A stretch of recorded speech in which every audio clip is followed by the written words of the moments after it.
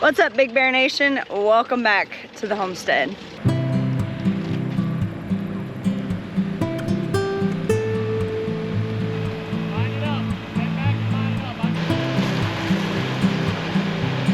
Now, a while back, Jason had a video out where we were talking about we needed a win.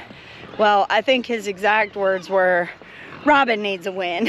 And we finally have one, and I wanted to share it with y'all because this is a pretty big deal, and I'm super excited about it. The fact that we set a goal, executed it, and now I can look at it and see it being done. Now, let me back up a little bit. A couple of years ago, we found out about strawberry plugs and how a lot of the pick places, that's how they get their strawberries to grow so quickly and be ready in the spring for people to pick strawberries. And so we found out about them, we ordered them, we put them in, I think we even did a video showing you how to do it, and they were doing awesome. And then came Freckles. Freckles destroyed our strawberry beds, and with that destroyed a little bit of my self-confidence. And so we tried the next year, or maybe 2 years later, because I think that was back 2020-ish time, or 21.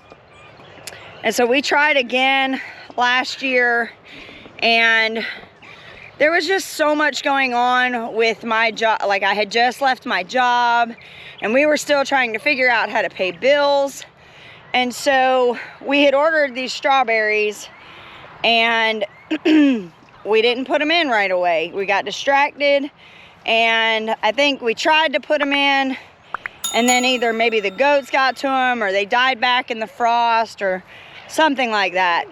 So again, my self-confidence went even lower, hence the comment of needing a win. And I was hoping that that win was going to be this past summer's vegetable garden, and then that didn't happen. But then Jason assured me that now that things had calmed down and we had kind of settled into a routine, that he had faith that we could get a soft fruit area together. And that's kind of where I'm standing right now. This is at the end of the grapes. You see the grapes behind me right there. This is just past it. And if you remember, we used to have strawberry beds like right in here somewhere. And Jason ripped all those out, saved all of the soil for a rainy day. Well, then we got contacted by Vego Beds, and they offered to let us try one of their beds and see what we thought. So we did, and of course we used it to brood our turkeys and chickens and everything this spring. Well, Jason put a squash to that and said, these are vegetable beds, we need to use them as such. So he started proposing the idea that we use them for our strawberry beds, and that was because they're taller. We don't have to necessarily worry about the goats getting up in them, maybe. But it's easier to protect them when they're up higher, especially like from rabbits and things like that. So we put the beds together, and then we started laying out our area over here. And the first thing that we did is we put down cardboard all over this area. We have a friend who has a country store, and so he let us come pick up all of his boxes. So we laid out this cardboard really thick. Then we had the blessing of the wood chips, right?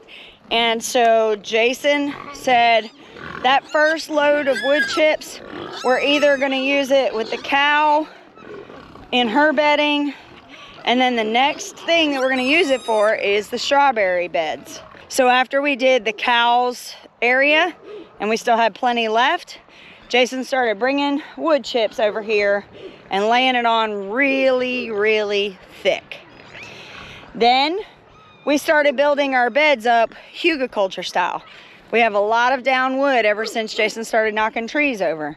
So we broke some up, put it inside these beds, and then we started using some of that dirt that I told you about that was in these raised beds before. So we filled all that up. Then we got a little bit of topsoil from the store just so that we could start with a good solid topsoil.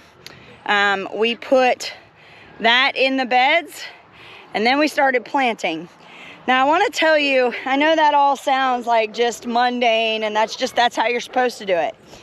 But let me tell you, when you live the lifestyle that we live, especially when we have ornery animals that get out or things that happen, every year it seems like we would get these strawberries and then they would sit for at least a couple weeks. We'd have to water them inside the seed room, whatever, before we could actually plant them. And this year was a little bit different. As soon as we knew that they were coming, we were tracking when they were coming.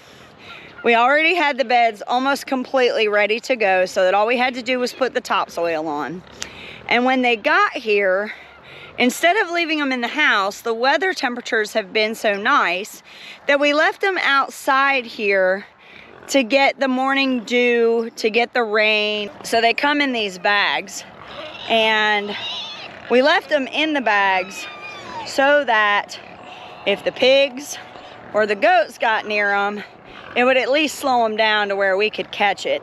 And then we put them down inside the beds before we had the topsoil on. And so that way they were getting acclimated to the area. They were still getting moisture from the morning dew, because even though we haven't had a whole lot of rain, we still have dew on the grass. And so I knew that they would get the moisture that they needed. So we did that. And I would say the first flat went in less than 3 or 4 days after they were shipped here, which is like huge for us. And the second one, I think maybe within a week of them being shipped. It was just a few days later because we had run out of topsoil and we had to, you know, figure out more topsoil. But once we did that, everything was done, and now I have 2 full raised beds of strawberry plants. And you know, they went through their initial shock, but really not bad. But now, man, they are all perked up and green and ready to go. I don't know if you can see, but one thing we did do to further protect them is we put cattle panels up around them to protect them, because the last thing I need is this wind turning into another loss because goats got into them or pigs got into them or cows got into them. So we're learning, and see, so this is, to me, is another win. We're claiming this as a win because we've learned from our previous mistakes, all the way from preparing everything, the beds, everything, getting everything ready so that once they got here we could immediately plant them, to protecting them from rogue animals. Because we all know, you know, you can plan to not have your animals get out, but it only takes one. It only takes one time and things can be destroyed. So I feel like this was a huge win for us. I'm really excited to share it with you. Now, if you liked this video, why don't you go check out this one where we told you a little bit more about our plans for the soft fruit area that we're going to have this year. Thank you for stopping by the Big Bear Homestead. God bless and have a nice day.